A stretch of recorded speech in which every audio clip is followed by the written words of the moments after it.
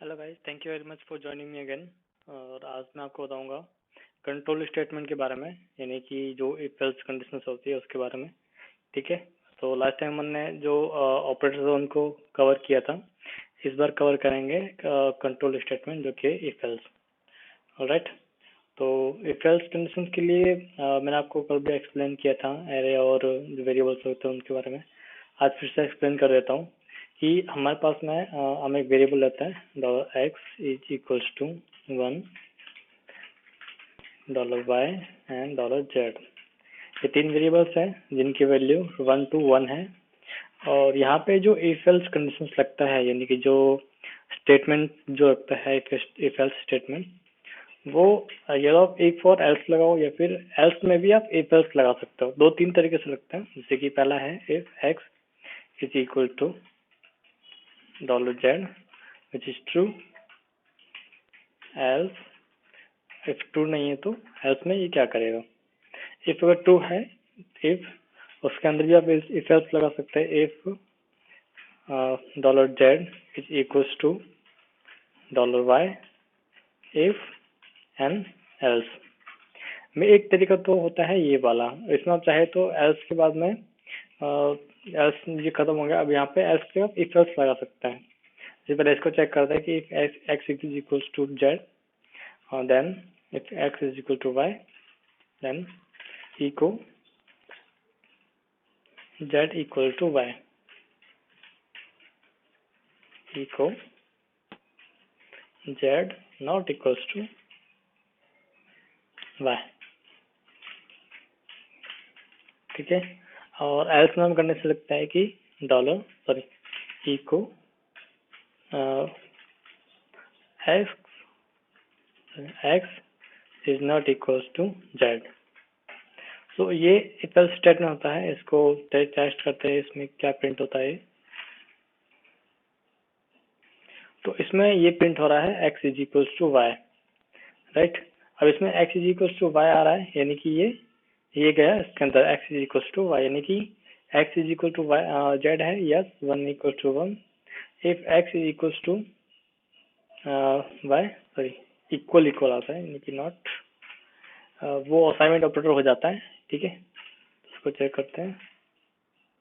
हाँ, अब यहाँ पे आया x is not equals to Y, यानी कि ये आया है एल्स के अंदर। तो यहाँ पे z is not equal to Y, यानी कि z is not equal to Y. अब x is equal z which is true. So इसमें आया। अब इसमें चेक करता है x z is equal to Y, z equal to Y which is not correct. तो इसमें नहीं आया, तो ये एल्स में आया। राइट। तो ये फर्स्ट स्टेटमेंट इस तरीके से काम करता है। अगर मैं यहाँ पे लिखता हूँ x is equal to y, तो ये स्टेटमेंट फॉल्स जाएगा और ये एल्स में आएगा। ठीक है। तो x is not equal to z। ये होता है इफ एल्स स्टेटमेंट इस तरीके से। एक तरीका दूसरा और होता है जिसमें कि if $x is equal $z, उसके बाद में else, फिर से else if दो कंडीशन लगती है। else if फिर से कंडीशन लगाता है x is equal $y, then क्या करें, और अदरवाइज जो फाइनल स्टेटमेंट होता है उसके लिए क्या करें। ठीक है। तो x इज इक्वल वाला है y, यानी कि echo x is equal to z and echo z is equal to y and echo z is equals to y, sorry x is equal to y, x is equal to y, यानी कि जो final जो condition होती है, यानी कि x is equal to y या तो ये होगा। राइट। तो इसको चेक करते हैं, इसको कमेंट करते हैं एक बार के लिए। तो यहाँ पे आ रहा है x is equal to z, यानी कि कौन सी कंडीशन में आया है, x is equal to z first condition, यानी कि x और z इक्वल है। बट अगर मैं यहाँ पे लिखता हूँ x is equal to y, उसके बाद में क्या आता है, उसके बाद में आया है x is equal to y, यानी कि x is equal y which is not correct, जो कि x is equal to y जो कि करेक्ट नहीं है। तो इसमें नहीं आया। एल्स इसमें गया, सेकंड कंडीशन चेक की, z is equal to y, यानी कि z is equal y, यानी कि 1 और 2 विच इज नॉट करेक्ट। तो ये फाइनल स्टेटमेंट में चला गया, जो कि आगे एल्स स्टेटमेंट, यानी कि ये एल्स स्टेटमेंट। तो ये एल्स स्टेटमेंट, राइट। तो इस तरीके से इफ एल्स स्टेटमेंट काम करता है, जो कि हमारा है कंट्रोल स्टेटमेंट, राइट। तो ये इफ एल्स स्टेटमेंट है। इसमें जैसे मैंने आपको कल एक्सप्लेन किया था, ये एरे के ऊपर भी डिफाइन हो सकता है, जो इसमें आप ये एरे बनाया था आपने कल, और उसके बाद में जो वेरिएबल्स है उसके ऊपर डिफाइन हो सकता है, ठीक है।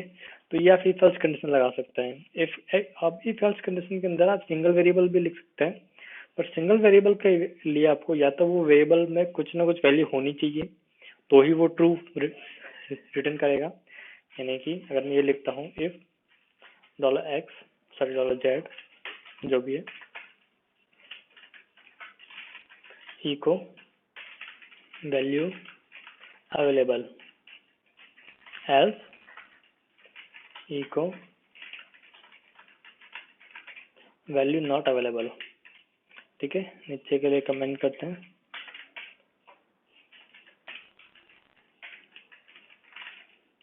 यहाँ पे आ रहा है वैल्यू अवेलेबल, यानी कि x के अंदर जो z के अंदर एक वैल्यू अवेलेबल है, अगर मैं यहाँ पे इसको 0 कर देता हूँ तो यहाँ पे नॉट अवेलेबल बताता है, क्योंकि ये 0 एक तरीके से फॉल्स हो गया। और अगर मैं इसको एज ए स्ट्रिंग करता हूँ तो ये बताता है कि वैल्यू नॉट अवेलेबल, यानी कि ये यहाँ पे उसको चेक नहीं कर रहा है कि ये स्ट्रिंग है या नंबर है, ये डायरेक्टली चेक कर रहा है कि इसमें एक्चुअल है क्या, यानी कि 0 है। अगर मैं यहाँ पे लिखता हूँ a, तो यहाँ पे वैल्यू रिटर्न करेगा वैल्यू अवेलेबल, यानी कि अब ये स्ट्रिंग बन चुका है, क्योंकि a is not a number, a is a string, right. तो ये इसको एज ए वैल्यू अवेलेबल बताएगा। अगर मैं इसको स्ट्रिंग हटा के अगर न्यूमेरिक करता हूँ तो ये बताएगा वैल्यू नॉट अवेलेबल।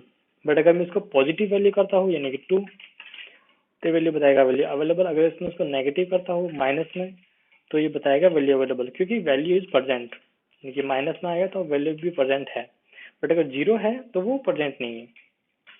ओके, तो ये इफ एल्स कंडीशंस में। So thank you very much guys, next time see you next time, bye bye. और नेक्स्ट टाइम बात करेंगे हम ब्रांचिंग एंड लूपिंग स्टेटमेंट के बारे में, यानी कि for loop, for each loop, while loop और do while. Alright, bye bye.